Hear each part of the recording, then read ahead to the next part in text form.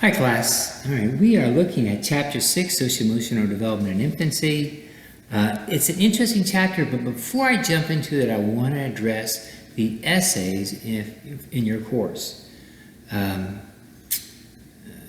Those essays, this particular chapter's question for chapter 6 is using your theory as chosen in chapter 1. I'm reading it from my computer over here. How would they explain attachment during this developmental period?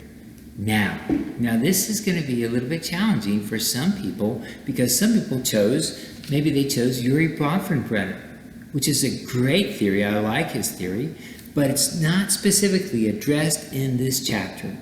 So this is the goal, guys, is I want you to, based off of your understanding of him thus far, you might have to do a little bit of additional reading online to find out more about him or whatever the theories are, Freud, Erikson, Piaget, and so on. What I want you to do is I want you to kind of imagine what would they say would explain attachment. How would they explain attachment? Don't worry, you're not going to get this wrong. The only way you'll get this wrong is if you don't give an answer. But I want you to be contemplating about how they would explain attachment. And the reason why I emphasize that now is because as you go through the chapters, there's going to be other chapters. Well, maybe your theories will be talked about in that chapter. Sometimes it's not going to be there. But I want you to do some research into them. It's a 200 level course, so I'm expecting a little bit more from you than maybe my one-on-one class, because we want to experience some of that critical thinking. Don't get nervous about it. I don't want that to occur. To know this is challenging. These are challenging essay questions, but I want you to contemplate and think about it. So let me give you an example. Say I pick Skinner, right? So Skinner is not addressed in this chapter. How would Skinner address attachment?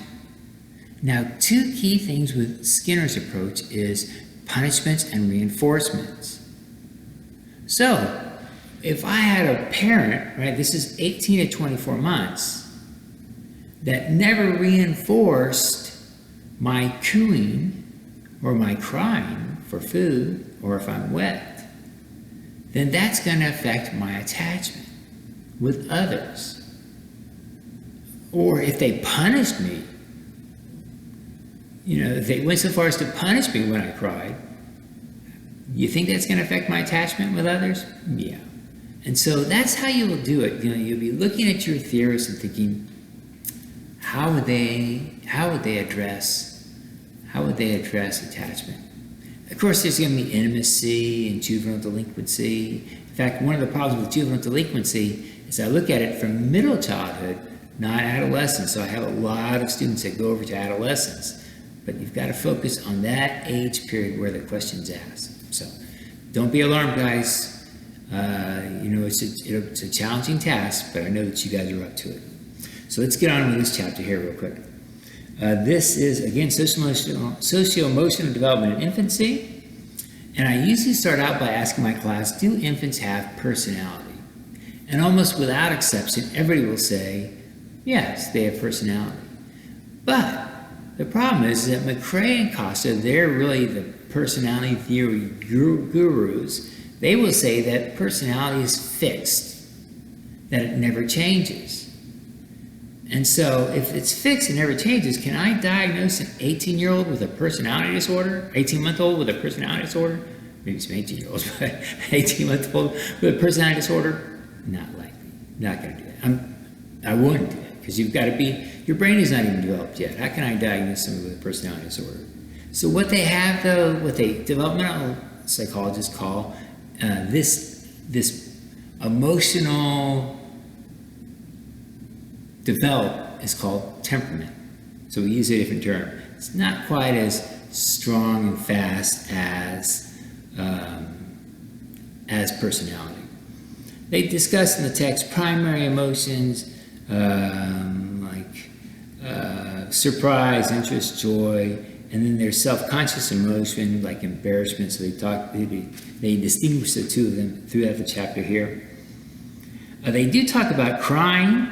They mention only 3 types of cries in the book, but there's been research that shows I had one student did a research paper on crying, and she found there was like 20 or 30 different cries. It was just an amazing number on the numbers of cries that are out there. Can you imagine the person has to do research on babies crying?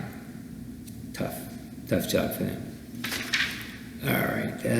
They talk about temperament again, going back to that, classifying it. There's 3 different approaches that the text talks about: Chess and Thomas, and then they've got in there's 3 categories. There's the easy child, and that's just the easygoing child. Doesn't matter; they just seem to blend in well everywhere. The difficult child, which is really going to have some challenges. They react negatively, cry frequently, engage in irregular daily routines, slow to accept change. And then there is a slow to warm up child. And that's a child who's going to come around. It's just they're somewhat negative and display a low intensity of mood, but they'll come around. I often, in my practice, I will use Chess and Thomas's classifications to describe a child to the judge or the insurance company that I'm working with that's interested in seeing who the child is or how the child is. So that's Chess and Thomas. We've got Kagan's behavioral inhibition, interesting man, and then we've got Rothbard and Bates classification, which kind of combines the 2 of those things, Chess and Thomas and Kagan's together.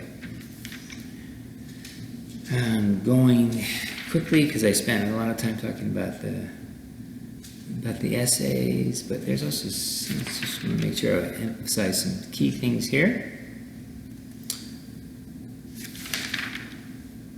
Attachment. Again, this is so interesting to me. This area of attachment. Attachment is defined as a close emotional bond between 2 people. In the text, they introduce you to Mary Ainsworth. Mary Ainsworth set up an experiment called the strange situation. And so in this experiment, what happened is that there was like a 2-way mirror, two-way mirror, and inside the office there would be a mother. She brings her child in, and then she's sitting there like in a doctor's office. There's toys for the kid to play with, and then a stranger comes in. Now this is all being observed, and so what happens is the mother is directed. After the child, does some social referencing and says, okay, the stranger's okay, according to my mom, then I'll continue playing. Then the mother leaves. Now, what we want to see is how does a child respond when the mother leaves, but more importantly, when she comes back. And what they found is that Mary Ainsworth found is that there are 4 categories that they fall into: securely attached babies, insecure avoidant babies, and insecure resistant babies, and insecure disorganized babies. These are typically babies that are abused. And later on in the text, and I jump forward and I go back, later on in the text, they tie parenting styles with those responses from the babies. So let me just go real quickly with you here. They talk about securely attached babies have caregivers who are sensitive to their signals and are consistently available to respond to their infants. Avoidant babies, parents tend to be unavailable or rejecting. Resistant babies, parents tend to be inconsistent. Sometimes you respond to babies' needs, sometimes they don't. Disorganized or often neglected. There may be neglect or physical abuse involved there. And so it is kind of interesting to see that. And what's really cool is that we've been able to see the attachment that we have as an infant carries forward. We'll see later on in the text how it carries forward to our intimate relationships as an adult. It's just fascinating to see how that moves forward towards us. All right.